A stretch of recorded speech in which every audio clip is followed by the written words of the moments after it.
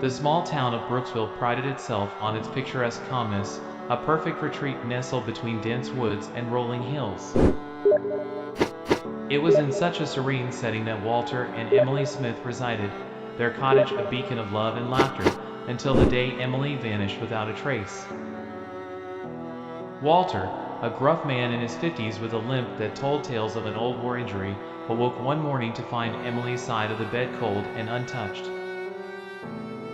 Days turned into weeks, but there was no sign of Emily, no clues left behind. The townsfolk whispered theories, yet no one dared to voice their suspicions openly. Walter, despite his rugged exterior, was a broken man, tormented by the unexplained absence of his beloved wife.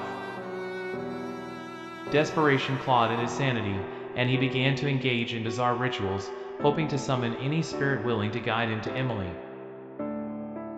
His nights were plagued by restless dreams filled with shadowy figures and indistinguishable whispers that seemed to originate from the ancient woods. One foggy evening, as Walter trudged through the oppressive mist engulfing the woods, he stumbled upon an old, decaying cabin, a structure he was certain had never been there before.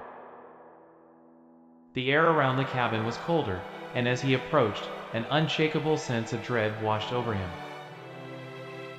Pushing open the creaking door, Walter's eyes fell upon a room filled with strange symbols drawn on the walls, emitting an eerie glow.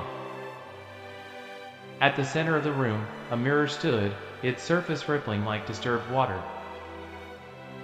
Walter's reflection was not alone. Beside him stood the indistinct outline of a woman whose face seemed to be perpetually shifting. As he moved closer, the woman's features became clearer. It was Emily, her eyes wide with terror.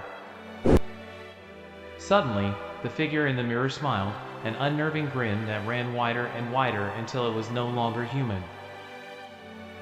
Screams echoed in Walter's mind, and he was paralyzed, unable to tear his gaze away from the ghastly sight.